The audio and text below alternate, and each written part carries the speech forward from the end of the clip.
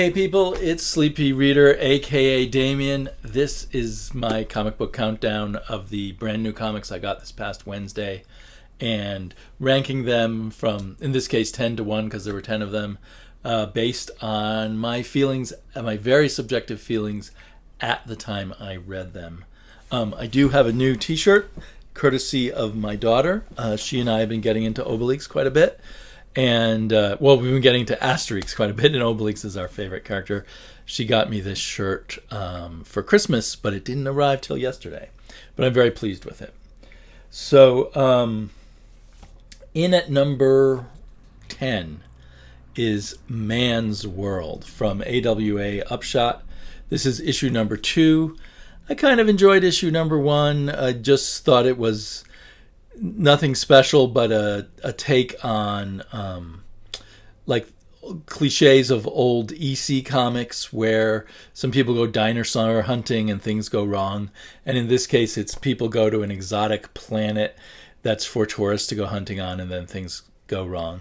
But with issue, and it's going to be, I think, a 4 or 5 issue series. But with issue 2, it's seeming more like Deliverance. And all along for me, even though I stuck with issue 1 and 2, it's like not the best drawn comic in the world, and it's not the best written comic in the world. It was just kind of fun. But when there was a scene where a guy's jaw, these guys are hanging upside down, and one of them gets punched by a tough guy, and his entire jaw gets ripped off his face and goes flying across the panel. I started thinking, maybe this comic's just not for me. Because where are they going to go in issue 3 and issue 4? And then we had a fist fight that ended with the defeated person getting peed upon. And it just, I just don't need that in my life, I guess I decided. So I'm dropping this comic. It might be interesting. I'm kind of curious to see where it goes. But maybe someday I'll peek in on it. But right now I just don't feel like it. I think it would be very rare to punch someone's jaw off their face. And also, I don't think it was at all intentional. But the guy who gets beat up and pissed on is a black professional fighter of some kind, like a boxer, world champion, or universe champion. And he gets defeated by the working class white guy who works on the planet. I think the intention is, like in Deliverance, the locals versus the tourists. But that had a weird connotation to me at this point. So, not as distasteful at all was Swamp Thing number 2 of Future State, which means it's the end of the series. It's just a 2-month series. This one, so it's at number 9. I rank it at number 9. From Future State. And like all the Future State comics I read, they lack much context, and there's bits and pieces of story that seem kind of cool, but adding it all up together and giving it much meaning. This was I think, far future or other dimension or both, where most of humankind is gone, and the plant people, led by the Swamp Thing, rule the Earth. And they go to the Arctic Circle or the Antarctic Circle and have a big battle with some few remaining humans who are led by Woodrue, the wannabe avatar of the Green. And a whole bunch of stuff happens. I don't know if it all really makes sense in terms of the Swamp Thing and other aspects of the DC universe or not, but that's just kind of my experience with Future State. It was okay. The same team, the artist Mike Perkins and Ram V, who's done really good work elsewhere, are going to do an ongoing Swamp Thing about a Swamp Thing who's not Alec Holland, and I really can't decide whether I want to jump on that. I don't think I'll put it on my pull list. I'll just see if I can pick up the first issue maybe. And then in at number 8 is Wonder Woman, from one of 3 Wonder Woman titles that's part of Future State. This one being about a Wonder Woman who's later going to reappear as Wonder Girl, I guess, in the upcoming DC Comics. but she is a Brazilian lady or girl who is now Wonder Woman. I don't know if it's in the regular universe or a different universe, how far in the future, what have you. And in this issue, she goes down to the underworld where there's Hades, but there's also all these other people. I don't quite know who they are. She's trying to rescue the soul or bring back to life a friend of hers. And big spoilers, so skip ahead and if you want. She is unable to save her friend. So what kind of story was that? What did this tell me about Yara? That's her name, Yara something. And it was interesting that she was Brazilian, but I think there's characters from Brazilian myth in here, but they aren't explained, and it feels like you should already know about them and like you've already been reading comics about them for years or something. I don't know. It had me very confused. The artwork is really nice by Jordi Belair. Not Jordi Belair, she's the colors. By Joelle Jones, who's also the writer. And her writing's okay. I mean, I think more of the problem is editorial, perhaps. What is this whole Future State project about? But so, yeah, in the end, I felt kind of dissatisfied. And so it only does better than the Swamp Thing because I love that art. And this new Wonder Woman character seems like she could be a really good character, but who knows? Then in at number 7, I'm putting The Dreaming, which has usually been The Dreaming Waking Hours, written by G. Willow Wilson, has usually been really high on my list, but the last two this issue and the last issue are kind of a interlude, I guess, a separate story before we get on with the regular story, drawn by a different artist who's not bad, but the tone of the book completely changes, and I've just been less into it, and sort of lost a bit of the thread, I guess, of who are the major characters and who's the important character and what all of this means. It just suddenly has less meaning to me. Nice coloring. The artist Javier Rodriguez does his own coloring. I think I first came across him as a colorist. He might have been a colorist on Daredevil for a while with Chris Samney as the artist. In at number 6 is Inkblot. I thought of Inkblot as like one of my comics to really watch for 2021. This is now issue 6, so we're getting deeper into it. The second issue of 2021, and I'm not sure if our young creators who maybe are kind of improvising this a bit as they go along are going to be able to pull it all together or not. I'm starting to have a little bit of my doubts. It was a little bit of a goofier or less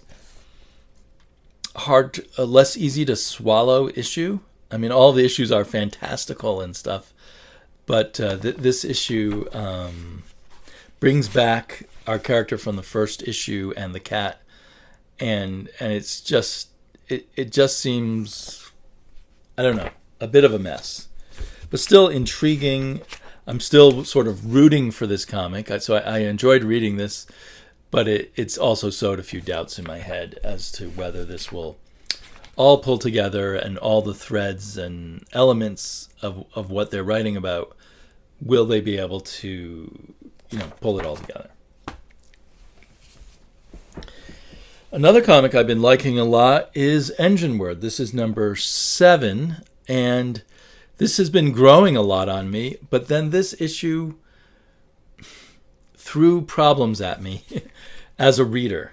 The artwork's getting better, the artwork's very nice, the coloring's very nice, and the writing where there's regular dialogue is very nice, but then the vast bulk of the book is essentially a silent story following some of our characters as their adventure continues, but without any dialogue or their thoughts on what's going on or explanation of what's going on.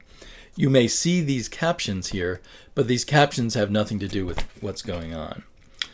And so we flinch away, we aid time in its ruthless erosion of our history so that we might eventually come to bear it. We present to the world only that which our fragile egos allow, and we will the rest into non-existence. So the stuff in the caption boxes is this long kind of abstract essay, I guess, about time and other things. And it distracted me from trying to figure out what was going on in the panels. So finally I stopped reading it and I just focused on, it's much harder work when there's no words explaining what's going on. But I focused on trying to put together the story. And then I went back and read the captions with their abstract little essay, and it still didn't mean much, very much to me. I think you have to be very deliberate and really know what you're doing when you have sort of a two-track story, one in the pictures and one in a separate set of caption boxes. And I'm really frustrated lately about caption boxes where you can't tell whose voice you're hearing, or the significance of that voice in terms of the story that you're watching. You can't tell for sure whether it's a separate story or it's somehow connected, and so that affects how you should read it. And sadly, although it was very coolly drawn and there was obviously a lot of cool things happening, I only understood some of the things that were happening in this sequence. Still has me very intrigued, and I hope they don't do any more issues like this. I definitely am on the ride to all the way to the 12th issue. So we'll see where this goes. And I definitely have the feeling of young or inexperienced writer trying out different things, and for me this particular experiment didn't quite work.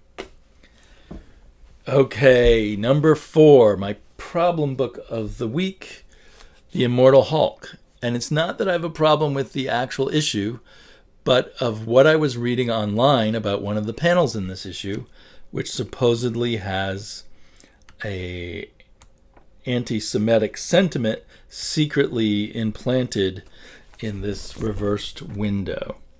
And I heard so much bad stuff about it online before I read it that and people just utterly condemning it, saying they're dropping this comic or that this artist should never work in comics again, that I felt all clenched up about it before I even started reading it.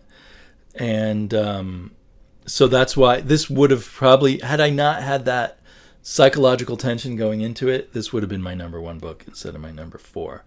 I haven't made up my mind on what to really think about that panel and what the artist's sentiments really are, or, he has tried to explain it as all an accident, and I just don't know what to think. But taking to the extent that I can step beyond that, it was a very good issue. I really liked it. It moves the story forward bit by bit.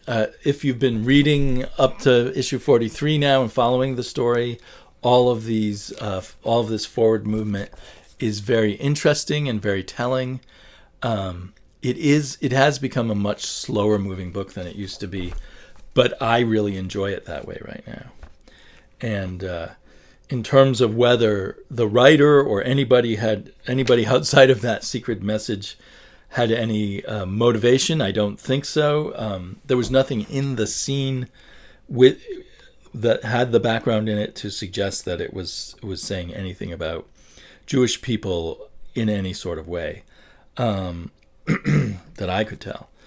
But, we do have elsewhere in the book a commentary on government and police tactics and police profiling and overreacting and causing people to panic and then assuming that means they're guilty, things like that. So if you're looking for political messages, that's probably more in here than other things. So, yeah, but if Joe Bennett is forced to leave this comic, I think it would be kind of a tragedy for me, because it really is the frisson between Joe Bennett's incredible artwork and I want to say J.R. Ewing. What's Ewing's name? Suddenly blanking on his first name. Al Ewing. It's the two of them together. When the main artist isn't there, it's just not as good of a comic. It's still good, but it's not as good. And I've seen plenty of other Joe Bennett comics, and they were nicely drawn, but they didn't have anywhere near the excitement of The Immortal Hulk. if he really purposefully did something as stupid as people are accusing him of doing, that's really sad and immature, for starters. But as I say, I may or may not go deeper into that someday, but for now I'll leave it at that. So because of that, I enjoyed these other last three more. There's Redemption, another AWA Upshot book, much higher in my estimation. Yet another post-apocalyptic story. And this character, this woman, is kind of a cross between Dirty Harry or other, the Man with No Name, other Clint Eastwood characters, and Blade Runner, and some kind of feminist revenge character, you might say. But in the sense that it's feminist because it takes a female point of view. There's nothing, like slamming politics in your face, if anyone's worried about that. But we're in a future with almost no water after some series of collapses, both political and environmental. And so there's this little outpost town called Redemption, run by a religious figure who's keeping a very tight control on things. Script by Christina Faust, art by Mike Deodato Jr., another Brazilian artist, because Joe Bennett is Brazilian. The art is really nice. The coloring is boldly monotone, but really works for the story. There's a sense of maybe too much photoshopping in here. I really like it, when Deodato is actually drawing, but when he's combining his pictures with what looks like photoshopped kind of stuff, or at least he's going for that look, often giving it a look of a photo that's been kind of reduced down to its blacks and whites or something. It doesn't always please me, but I really enjoyed reading this issue. It remains to be seen if further issues will take this in a direction that I find enjoyable or not. I don't feel like I can guarantee that I will continue to like this comic. But for now, it ranks pretty high for me at number 3. And then at number 2, making a big comeback for me, is this Wrong Earth. This is the third Wrong Earth miniseries. I liked the first one. The second one really lost my interest. It was kind of a prequel. And for those who don't know, it involves Dragonfly and Dragonfly Man, two kind of Batman-like characters, one from a dark, cruel universe and one from a light, fun universe. And the two characters meet and are forced to team up in this issue, and it's a lot of fun. I'll be done in a minute, Bugaloo. Okay. And finally, at number 1 is Resonant. This is another Vault comic. Vault is becoming a company to really keep an eye on in terms of indie comics. Resonant number 7. They've survived well. The creators have, with a new line artist. Continues to be incredible colors, and the line art is good. And the post-apocalyptic, again, horror tension kind of setup just pays off and pays off and pays off. So this is a really good issue. I think overall, if you're not already reading it, I would say get it in trades, because it's going to work better there. It's a bit of a stretched out story, which is good for stretching out the horror of it all. But it would help to read these a little closer together than once a month. Or actually, I think we had like a 6-month gap between issue 5 and issue 6 also. Probably because of COVID and the changing artist situation. So anyway, everything's paying off really nice here. Not a whole lot more to say about it. The fact that it's a family, a father separated from his kids, and the kids trying to survive in these waves of kind of psychotic madness that wash over the world, it's very powerful stuff. And you'll sort of see here, the layouts aren't like the craziest in the world, but they are inventive and creative, and it really helps along the horror. The artist is Skylar Partridge, the new artist. And the colorist, Jason Wordie, who I think's been there all along, is just the best coloring of the week for sure. While I'm at it, let me show you a couple books. So that was my number 1. That's the whole countdown. it was not like the greatest week in the world. The top books were pretty good, but yeah, I think I'm a little frustrated with comics with narrative techniques that don't quite work for me, or too much violence, or just too much post-apocalypse. I would like a change of pace there. This past week I read this issue called Nightmare from Alex Nino from the 80s. It was supposed to be a 4-issue series, but they ended up only publishing this one issue. But boy, does it have amazing art. I also showed it on the hangout I did with LahRasa and Terrence ComicKkrakk on ComicKkrak's channel. If you want to hear a whole lot more comic book talk from me and those two, I'll put the link down below. I think we talked for 2.5 hours. It was a ton of fun, but I know there's way too many live shows on YouTube now about comics for anyone to listen to them all. I listen to some of them kind of as podcasts while I'm doing other stuff, but there's a ton I don't get to. So this was just a whole bunch of dreamscapes about a character who learns to control his own dreams and then goes on to try to help other people with their nightmares and keeping them from being suicidal and things like that. So it would have been interesting if Alex Nino could have done all 4 issues that he had planned. Unless anyone knows that he did manage to do it, print it somewhere else, or does anyone know of other Alex Nino comics where he did his own writing? And it's also nice to see him in color. Often a lot of his wilder visuals were in black and white, and that was great too back in the 70s. But this is really nice. Yeah, so I just wanted to show you guys that. And then I thought I would show you, I did not talk about this with Rasa and Terrence, this Rima the Jungle Girl. It has a pretty, very standard kind of jungle adventure plot with some evil hunters and the good jungle girl and her boyfriend and the white leopard that they're fighting to save.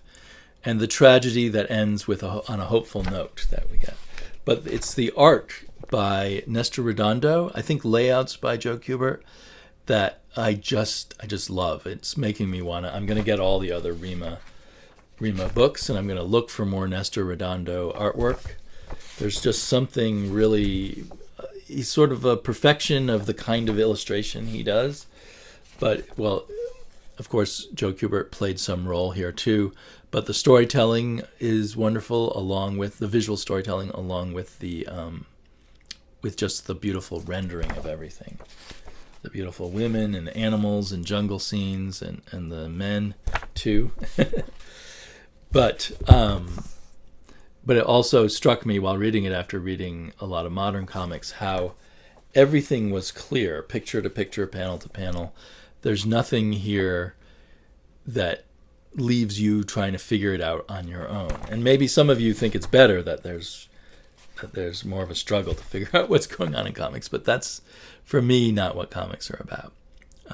Comics to me are about a very efficient, powerful way of telling a story, not throwing in inefficiencies, so to speak. So yeah, I just wanted to share those visuals. So I'll be back again soon, hopefully, most likely back again next week with another of these countdowns, but also hope to throw in a few other videos along the way. So catch you all later.